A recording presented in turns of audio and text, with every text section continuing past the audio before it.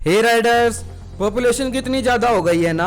Even हमने China को पीछे छोड़ते हुए वर्ल्ड की मोस्ट पॉपुलेटेड कंट्री बन चुके हैं। ऑल्दो ये हमारा टॉपिक नहीं है, बट इतनी सारी पॉपुलेशन होने से काफ़ी सारी प्रॉब्लम्स आती हैं, लाइक ट्रांसपोर्टेशन की। अब इतनी पॉपुलेशन होने से पब्लिक ट्रांसपोर्ट में भी काफ़ी सारी भीड़ रहती है, तो सभी लोग अपना पर्सनल व्हीकल प्रेफर करते हैं। लेकिन क्या आपने पेट्रोल का प्राइस चेकआउट किया है? अरे बाप रे बाप, इतना महंगा, और साथ में पोल्यूशन भी कितना होता है यार। तो इसी प्रॉब्लम का सोल्यूशन बन के आता है ईवी व्हीकल्स। आपको लगता है कि ईवी ट्रांसपोर्ट अभी मार्केट में आया है, लेकिन नहीं मेरे दोस्त, ईवी की शुरुआत तो बहुत पहले 18वीं सेंचुरी में हो गई थी। हंगरी के एक इन्वेंटर एनियो जेडलिक ने 1828 में वर्ल्ड की फर्स्ट इलेक्ट्रिक कार इन्वेंट कर दी थी। ईवी ने जो रियल प्रोग्रेस की थी वो लेट 80s और अर्ली 90s में की थी। लेट 80s में लोगों को इलेक्ट्रिक व्हीकल बहुत पसंद थे, because they were simple to use and quiet. इसी टाइम पे Thomas Davenport, Thomas Edison and William Morrison ने ईवी ट्रांसपोर्ट में काफी सारी एडवांसमेंट की थी।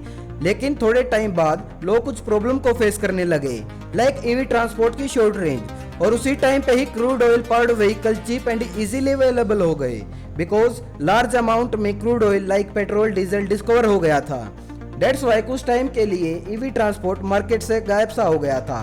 लेट 80s में people become worried about the environment, तो लोगों का इंटरेस्ट फिर से ईवी ट्रांसपोर्ट में आने लगा। ओवर द ईयर काफी बड़े ब्रेक थ्रूज रहे ईवी व्हीकल्स को लेकर, लाइक बेटर बैटरीज, जैसे nickel metal hydride and lithium ion were invented. In battery की वजह से ईवी व्हीकल ज्यादा दूर तक जाने में और एफिशिएंटली काम करने में सक्सेसफुल हो गए। अब 20s की बात करें तो ईवी व्हीकल और ज्यादा पॉपुलर और ट्रेंड में आ गए। बड़ी बड़ी car manufacturing companies like Tata, Tesla powerful और कूल इलेक्ट्रिक कार्स बना रही है।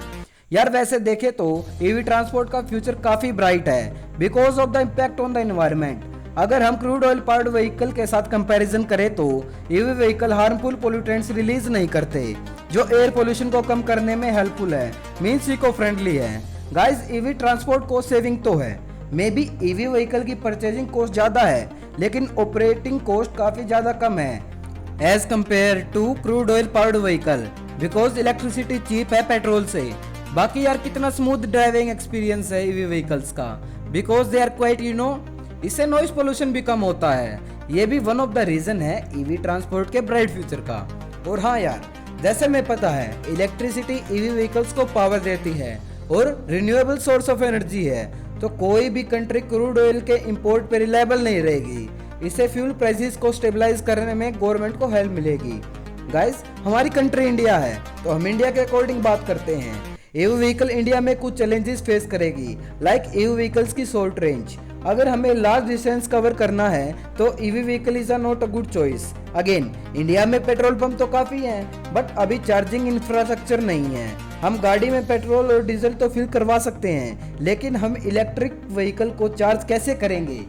चलो, इंडिया डेवलपिंग कंट्री है, तो चार्जिंग इंफ्रास्ट्रक्चर जल्दी ही क्रिएट हो जाएगा, बट ईवी व्हीकल का चार्जिंग टाइम ज्यादा है। अगर किसी को जल्दी है तो बेचारा क्या करे, उसके लिए ईवी व्हीकल एक अच्छा सोल्यूशन नहीं है। नेक्स्ट चैलेंज जो ईवी व्हीकल फेस करेगा वो है battery life span. With respect to time battery की एफिशिएंसी कम हो जाएगी, तो हमें बैटरी चेंज करवानी पड़ेगी। अगेन, बैटरी एक्सपेंसिव है। नेक्स्ट चैलेंज को हम एक स्टोरी की फॉर्म में इमेजिन करके समझते हैं। अगर आप ईवी व्हीकल में कहीं जा रहे हो और सडनली वो खराब हो जाए, तो आप क्या करोगे? अगर क्रूड ऑयल पावर्ड व्हीकल है तो आप किसी मैकेनिक से ठीक करवा लोगे, बट ईवी व्हीकल के बारे में अभी इतनी नॉलेज नहीं है, तो उस टाइम पे ईवी ठीक नहीं हो सकती। मेरे अकॉर्डिंग ये सारे मेन चैलेंजेस है जो ईवी फेस करेगी या कर रही है करंट टाइम पे। गाइस, क्या आपने इथेनॉल ब्लेंडेड पेट्रोल के बारे में सुना है? इंडिया में जल्द ही इथेनॉल ब्लेंडेड पेट्रोल पे चलने वाली गाड़ी आ रही है। अगर हम टोयोटा कंपनी की बात करें तो वो अगस्त तक इथेनॉल ब्लेंडेड पेट्रोल पे चलने वाली गाड़ी कैमरी निकाल देंगे। इथेनॉल ब्लेंडेड पेट्रोल का मतलब है पेट्रोल में अल्कोहल यानी दारू। अब ऐसा मत करना कि अपनी रॉकफोर्ड की बोतल गाड़ी में डालकर चलाओ या गाड़ी के फ्यूल टैंक में स्ट्रॉ डालकर पीने लगो। समझ रहे हो? समझ रहे हो आप? समझ रहे हो? इथेनॉल ब्लेंडेड पेट्रोल का खर्चा 15 रुपए लीटर का होगा। अगर हम कंपैरिजन करें कहाँ 110 120 रुपए लीटर पेट्रोल, रिसर्च करने से मुझे पता चला इथेनॉल ब्लेंडेड पेट्रोल का यूज करने से गाड़ियों की एफिशिएंसी 30% कम हो जाएगी। मीन्स जहाँ गाड़ियाँ नॉर्मल 1 लीटर पेट्रोल में 20 किलोमीटर चलती थी, वही गाड़ी इथेनॉल ब्लेंडेड पेट्रोल में 15 किलोमीटर चलेगी। बाकी यार इथेनॉल ब्लेंडेड पेट्रोल का रेट भी तो कम है, हो जाए कम एफिशिएंसी, क्या फर्क पड़ता है। इथेनॉल ब्लेंडेड पेट्रोल का यूज करने से नॉर्मल पेट्रोल के प्राइस पे भी इफेक्ट पड़ेगा, मीन्स उसका प्राइस कंट्रोल में आ जाएगा।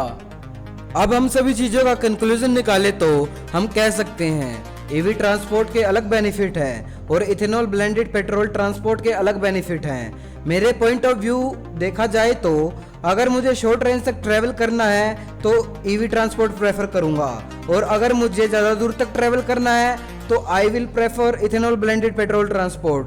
गाइस कमेंट बॉक्स में अपना अपना व्यू पॉइंट बताओ कि आप किस टाइम पे कौन सा ट्रांसपोर्ट यूज करोगे। और हाँ, जिन्होंने यहाँ तक वीडियो देख ली, हाँ भाई तेरे को ही बोल रहा हूँ, वीडियो देख ली, अब सब्सक्राइब करके जाना।